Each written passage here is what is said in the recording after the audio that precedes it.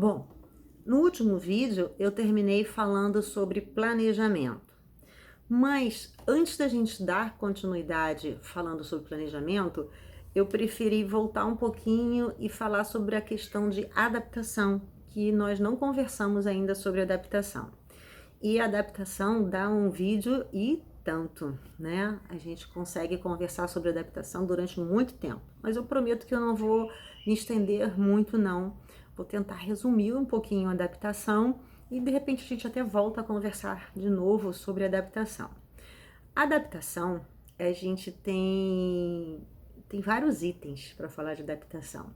E a gente tem dois lados da adaptação: a adaptação da família e da criança para a escola e a adaptação da escola para em relação à criança e à família. E a adaptação do início de ano e a adaptação das crianças que vão entrando, no caso na educação infantil, ao longo do ano. Bom, uma coisa que eu posso relatar para vocês, que eu observo enquanto educadora ao longo desses anos, é que a adaptação, eu venho observando que a adaptação vem mudando muito. Anos atrás, eu posso dizer décadas atrás, porque nós temos 35 anos de escola, então a adaptação era muito mais difícil e muito mais prolongada. Esse período de adaptação, ele era mais prolongado. Eu entendo que ele era sim mais difícil e mais prolongado em função das mães estarem mais presentes em casa, né? Não estarem tão presentes no mercado de trabalho. Depois a gente teve um outro período, uma outra época, que as mães partiram com maior frequência, né, para o mercado de trabalho, mas porém foram substituídas pelas avós. Mas depois a gente teve assim a maternidade mais cedo também, e as avós mais novas, e que também ainda estavam no mercado de trabalho, porque a gente percebia que as avós traziam as crianças para a escola, e as avós, digamos assim, não vou dizer que atrapalhavam, mas vou dizer assim que elas de repente não contribuíam muito, porque elas tinham aquela questão de não querer deixar a criança, o netinho na escola, sentiam-se um pouco traída. Eu posso tomar conta ainda, eu preferia que ele ficasse em casa comigo e não entrasse na escola ainda tão novinho. E esses sentimentos, esta fala das avós, às vezes atrapalhavam um pouco as crianças. E hoje, o tempo é muito precioso, né? E as mães trabalham fora por sua maioria, né? As avós também ainda trabalham fora, e as crianças são mais, digamos assim, dinâmicas, mais autônomas. E vocês podem ter percebido que a nossa adaptação esse ano na escola, praticamente ninguém chorou. E olha que nós tínhamos muitas crianças novatas, certo? Porém, as nossas regras de adaptação, embora a gente já tenha passado esse período de adaptação, eu vou rapidamente relatá-las, até porque a gente tem outras crianças que ainda estão entrando.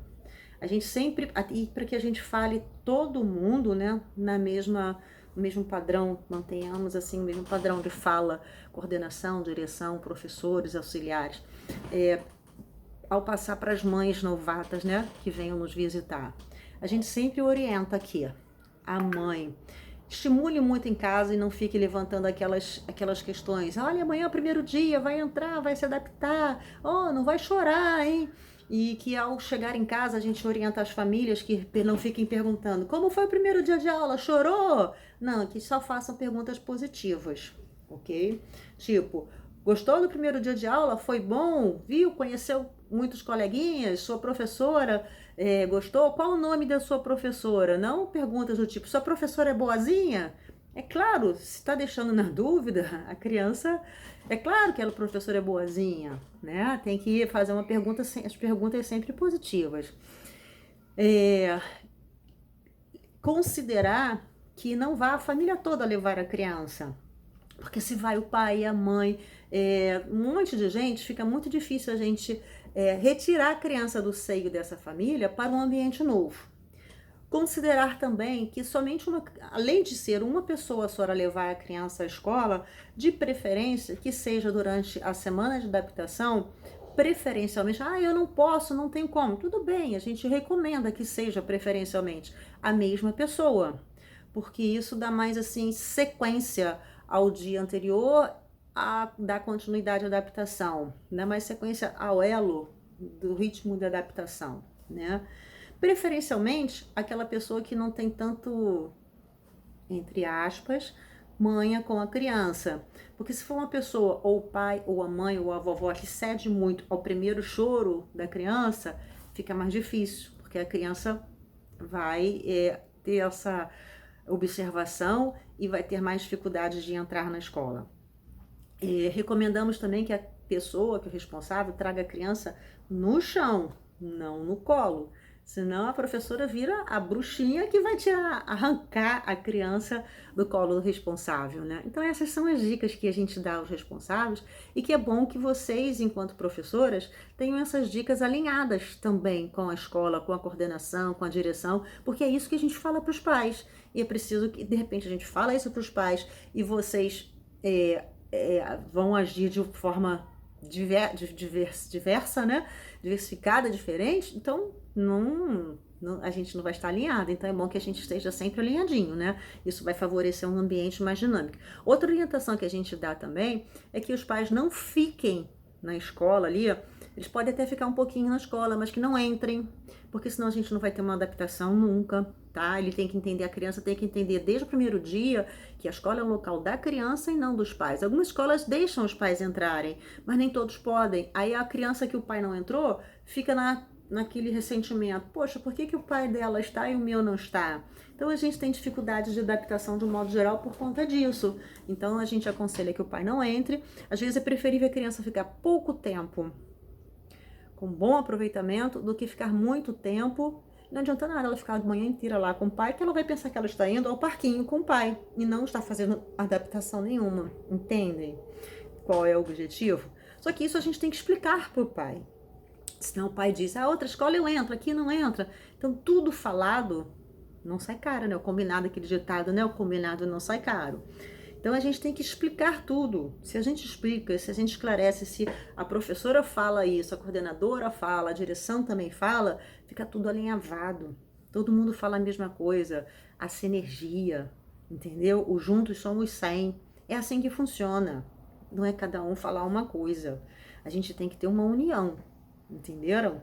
Por isso que vocês têm que estar sempre muito bem preparados, a coordenação tem que preparar muito bem vocês e na dúvida vocês têm que recorrer à coordenação para tirar as dúvidas, entenderam? Bom, voltando à adaptação, a gente recomenda também que os pais não fiquem ali no portão da educação infantil, olhando, subindo, a gente até brinca, né? As mães ficam subindo pelas grades para olhar as crianças, e hoje a gente tem a facilidade, porque a gente pode fotografar, a gente filma, a gente manda de imediato para os pais, e os pais ficam mais calmos, né? Mais tranquilos, e a gente tem que se colocar nesse momento no lugar deles. É normal, né? Eles estão entregando uma preciosidade, né? As crianças, né? E então é normal que muitas mães às vezes até chorem lá fora quando as criancinhas entram, né? E é normal, certo? Então, agora outra coisa. Ele está tão bem. Isso aí aqui é horrível na adaptação. A criança entra muito bem. 2, 3 dias depois, a criança começa a chorar. Aí a mãe diz assim: ele entrou tão bem os 2 primeiros dias e agora tá chorando. O que aconteceu na escola? O que a professora fez? Aí eu costumo brincar assim, né? A professora é uma bruxa, a professora mordeu seu filho. Brincadeira. Mas eu falo assim, isso acontece porque a criança matou. Às vezes ela entrou tão entusiasmada, né? Curiosa para ver o que tinha ali, ficou tão encantada e de repente matou a curiosidade. E aí eu lembro, entra vocês. Vocês têm que estar encantando todos os dias. Sempre enamoradas, todos os dias, sempre conquistando todos os dias, para não acontecer isso. Às vezes acontece, entrou um amiguinho novo, e esse amiguinho novo entrou chorando. Aí a criança viu outro amiguinho chorando, aí começou a chorar também, porque ficou nervosa. Ou então viu a mãe de um outro amiguinho. E aí desencadeia, às vezes, essa questão de um retrocesso na adaptação da criança, que começou tão bem. E por isso, às vezes, tem mães que não entendem. Então, se eu, enquanto dona da escola, falo isso, a mãe diz assim, é a dona da escola, tá falando isso de balela. Aí vai a direção e vai a coordenação, fala isso, Ah, é papo de coordenação. Aí se a professora fala isso, aí começam, não, todo mundo está falando alinhado, tá todo mundo falando ok, a mesma coisa. Vocês estão entendendo o que é juntos somos 100? O que é sinergia?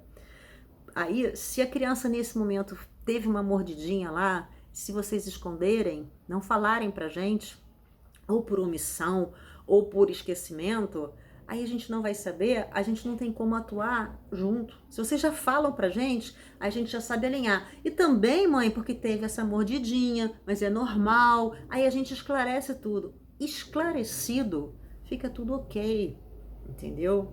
Então, a adaptação é um processo que a gente tem acontecido assim essa semana, está muito bem. Mas pode ser que semana que vem não aconteça tão bem assim. E pode ser que a gente tenha outros alunos entrando também, novatos, né? E tomara, porque a nossa capacidade é para 20, 25 alunos em cada sala, e tomara que a gente alcance esses números, né? E a gente vai fazer aí novas contratações, olha que bom.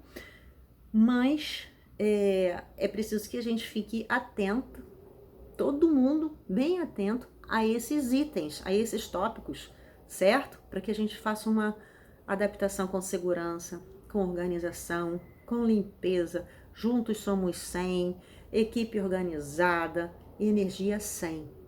Entendam como a gente tem que dar significado e colocar em prática cada expressão dessa? Então, eu falei um pouquinho sobre adaptação. A adaptação tem muito mais para a gente desenvolver, mas eu não vou me delongar nesse vídeo, não, tá bom? Beijos!